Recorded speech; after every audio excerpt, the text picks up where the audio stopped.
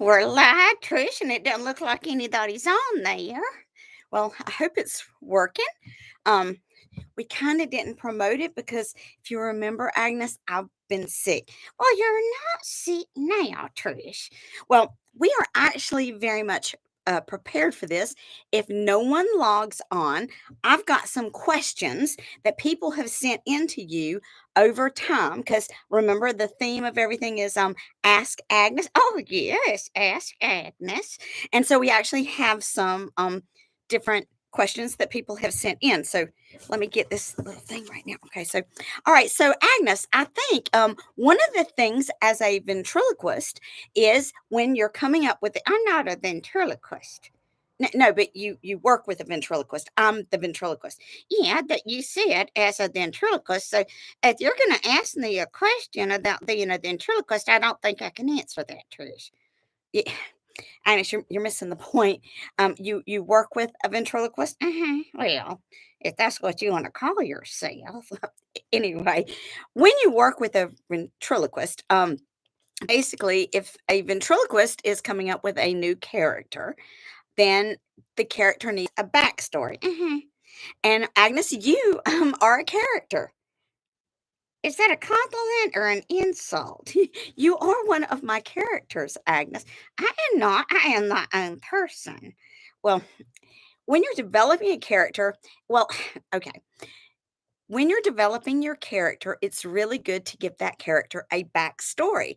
So, one of the questions that we actually have is people are asking a lot about you. Like, what is part of your backstory? Oh, well, I was born in North Carolina in the foothills of the Appalachian Mountains. I come from, well, not poor people, but not rich people. And I'm a member of the Nazarene Church. I always have been. I have been married to my wonderful husband, Cecil. They're over 65 years. Yeah. I had children.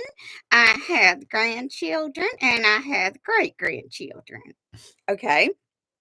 I'd always been an active member in the Nazarene church. Like I'm on the prayer warriors in the prayer committee. And, I'm one of them old ladies that if there's a funeral, I organize all the ladies bringing all the food.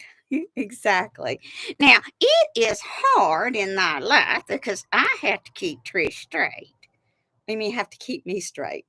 Well, honey, you do all kinds of dumb things. I don't do dumb things. She does. She reckons she's a good ventriloquist, and she's not really a very good ventriloquist.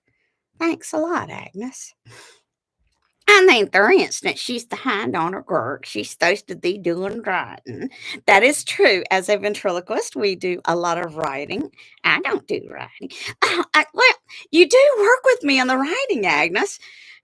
Well, that's true. You won't believe some of the dumb stuff she comes up with, and I tell her that the way we do those shorts, it ain't funny. I, it is hard. You can't be super funny every single time. I think the author to the word there, Trish, is every single time. You're not very much funny at all. You're not being very, very nice, Agnes. Let's see. Let's see. Gina, lovely. Hope you feel better. Love your videos. Well, thank you so much, Gina. That is such a lovely thing to say. I appreciate that. It just does my heart good to know that people are actually out there watching our videos. Well, you need to give that one. Can we give that one a heart? Do you think we can give that one a heart? I think we can give that one a heart. Yeah, we just did that. Did you give her thing a heart? I hope I did. You really should have learned more about this. Well, like I said, Agnes, we scheduled this and then we got sick. And then, of course, yesterday, we were in Cromer. We went and we had a meal with the absolutely awesome Steve. Why don't you said Lee? Yeah, we went to Cromer and we saw the Cromer Pierce show, the summer show. It was absolutely amazing. I don't remember doing this. I guess it was just me. Said Lee. Well, we saw the absolute wonderful Steve Hewlett. Yes, we did, and it was great because, um, myself and hopefully Agnes and Cornelius, we were thinking right now, will be part of the Cromer Pier Christmas show. Oh, so you went and did a little research without me. That's true. That's true. Um, yeah, so yes. Last we don't have any questions. You said you had questions. Okay, well, we actually do have a couple of advice questions that were sent in. Dear Agnes, I don't get along with my sister-in-law. Any suggestions on how to handle her? Oh, now that is very, very much a shame. I'm sorry you don't get along with your sister-in-law. But here, I'm gonna make a suggestion. Um, Okay, the suggestion is when she comes to your house, if she goes to kicking off and complaining about stuff and all that kind of stuff, just crush up one of them there Xanaxes, put it in her coffee or tea. She will end up getting so relaxed and chill. She'll think that your house is one of the most pleasant and wonderful places on the face of the earth. I don't think that's necessarily allowed because a Xanax is a prescription drug, and you can't do that. Wait a minute. You need to tell me I can go to like somewhere like Colorado and get some of them, marijuana gummy things, and you can't crush up the Xanax and put it in somebody's coffee? No, that's true, you can't. Oh, well, then in that case, get yourself over there to that Colorado. Get you some of them naughty gummies.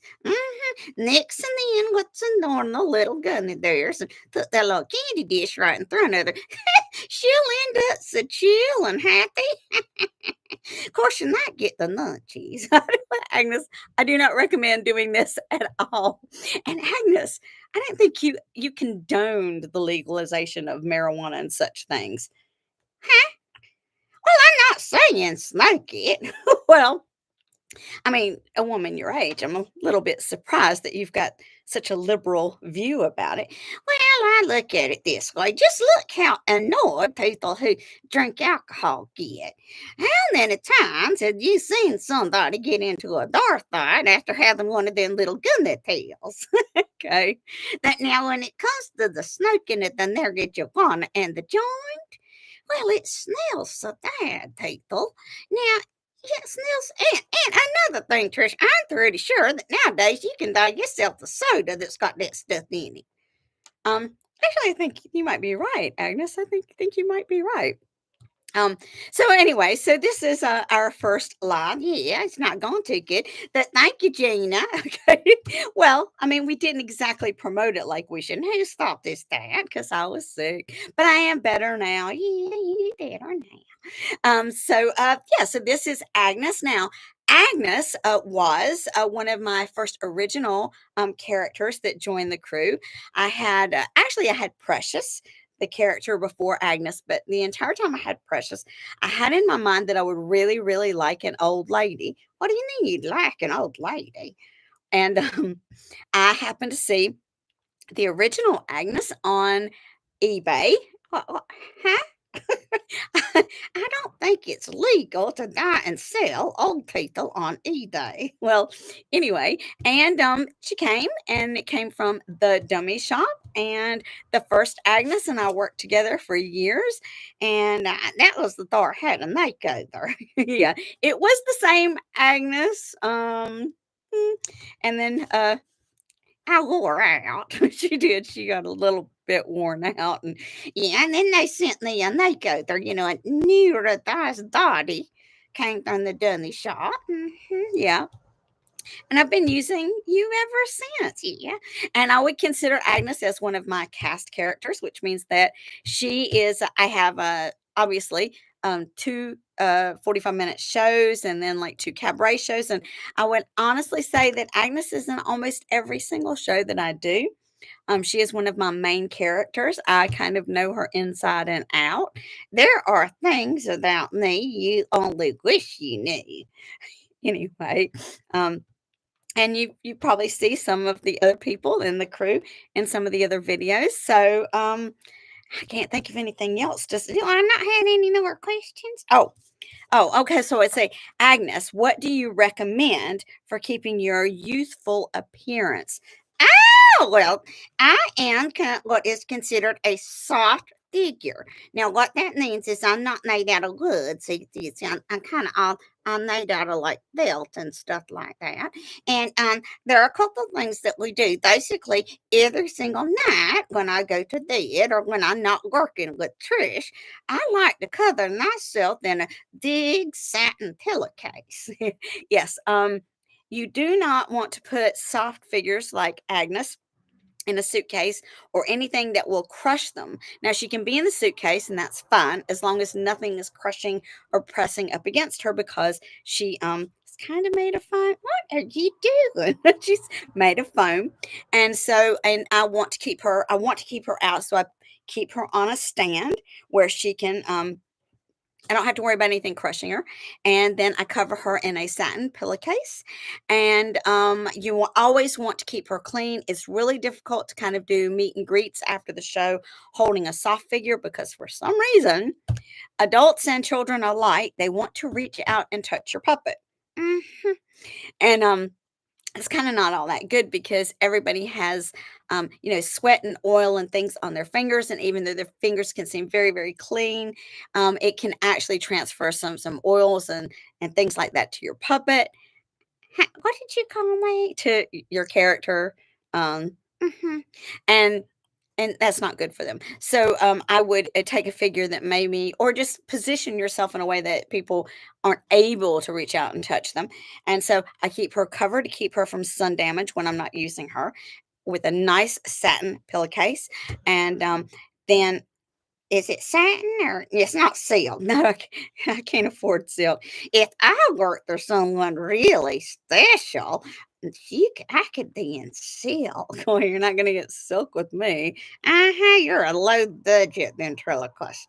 Anyway, and the other thing is to protect her felt. You might want to spruce her felt up.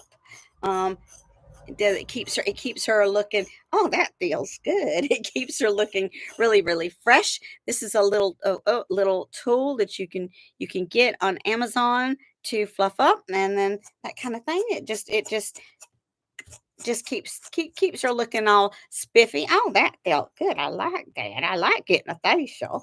And then of course then you can have a wig brush and things like that to keep her hair. I actually should have fixed her hair before we brushed her hair out a little bit before we went live, but you almost forgot about it. I did almost forget about it. Um so that is how I keep my youthful and gorgeous appearance. Yes, that is. Let's see. Yeah, okay. I think that is basically it. I think we've been on for a little bit. So, hopefully, some people will see this and you'll be able to join us for the next live. I sure hope so. And it will be another character, unless, of course, somebody would like to see Agnes again. Leave us a comment, a message afterwards, because this should be on Facebook, and we will try to answer all of your questions and show you the characters you're interested in. Thank you. Bye. Bye. In the string, Trish. Press that button right there. Oh, you're gonna press it. I'm pressing the button right there. Okay, end it. They're all yes. End.